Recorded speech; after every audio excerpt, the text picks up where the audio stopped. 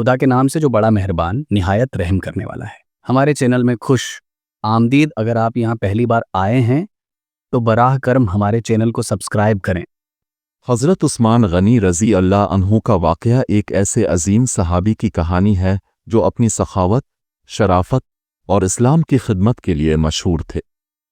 حضرت عثمان غنی رضی اللہ عنہ کا تعلق قریش کے قبیلے بنو امیہ سے تھا اور آپ کا لقب ذوالنورین تھا کیونکہ اپنے نبی اکرم صلی اللہ علیہ وسلم کی دو بیٹیوں حضرت رقیہ رضی اللہ عنہا اور حضرت ام کلثوم رضی اللہ عنہا سے نکاح کیا تھا۔ ابتدائی زندگی اور اسلام قبول کرنا۔ حضرت عثمان رضی اللہ عنہ مکہ مکرمہ میں پیدا ہوئے اور اپنی نرمی، شرم و حیا اور کاروباری مہارت کے لیے مشہور تھے۔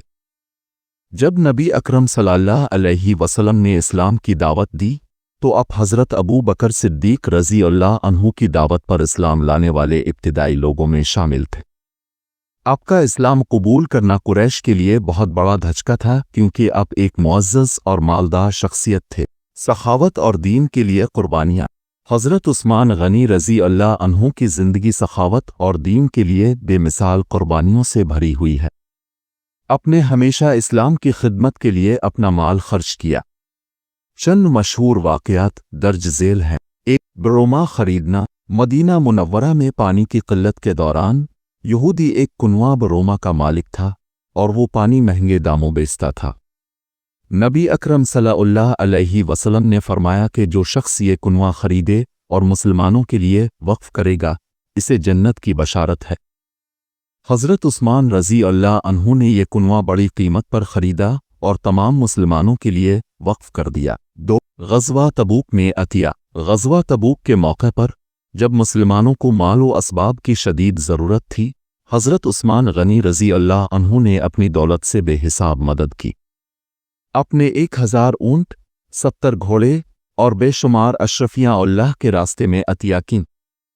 اس پر نبی اکرم صلی اللہ علیہ وسلم نے فرمایا، آج کے بعد عثمان کا کوئی عمل اسے نقصان نہیں دے گا۔ خلافت کا دور۔ حضرت عثمان رضی اللہ عنہ تیسرے خلیفہ منتخب ہوئے اور تقریباً 12 سال تک خلافت کے فرائض انجام دیے۔ آپ کے دور میں اسلامی سلطنت وسیع ہوئی اور بہت سے علاقے اسلام کے زیر نگیں آئے۔ آپ نے کئی اصلاحات کی اور قرآن پاک کو ایک شکل میں جمع کروا کر امت کو انتشار سے بچایا۔ ایک قرآن پاک کی تدوین۔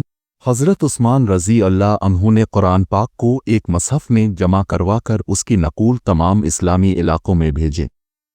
اس کارنامے کی وجہ سے آپ کو امت کا عظیم محسن مانا جاتا ہے۔ 2 فتوحات۔ آپ کے دور میں اسلامی فتوحات عراق، ایران، شام اور شمالی افریقہ تک پھیل گئیں۔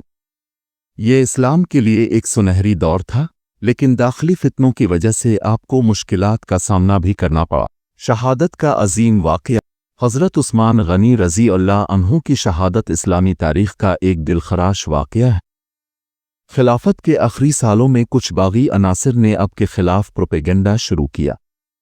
باغیوں نے مدینہ منورہ کا محاصرہ کیا اور کئی دن تک آپ کے گھر کا پانی اور کھانا بند کر دیا۔ حضرت عثمان رضی اللہ عنہ نے قرآن پاک کی تلاوت کرتے ہوئے شہادت پائی۔ باغیوں نے آپ کے گھر پر حملہ کیا اور آپ کو شہید کر دیا۔ اس وقت آپ روزے سے تھے اور قرآن پاک آپ کے سامنے کھلا ہوا تھا۔ آپ کی شہادت نے امت مسلمہ کو ایک گہرے صدمے سے دوچار کر دیا۔ آپ کا خون امت کے اتحاد کے لیے قربانی کی ایک عظیم مثال بن گیا۔ نتیجہ: حضرت عثمان غنی رضی اللہ عنہ کی زندگی سخاوت، ایمان اور قربانی کا اعلیٰ نمونہ ہے۔ آپ کی خدمات اور شہادت اسلام کی تاریخ میں سنہری حروف سے لکھی گئی ہے۔ آپ کی شخصیت ہم سب کے لیے ایک مثالی نمونہ ہے اور آپ کے کارنامے ہمیشہ یاد رکھے جائیں گے۔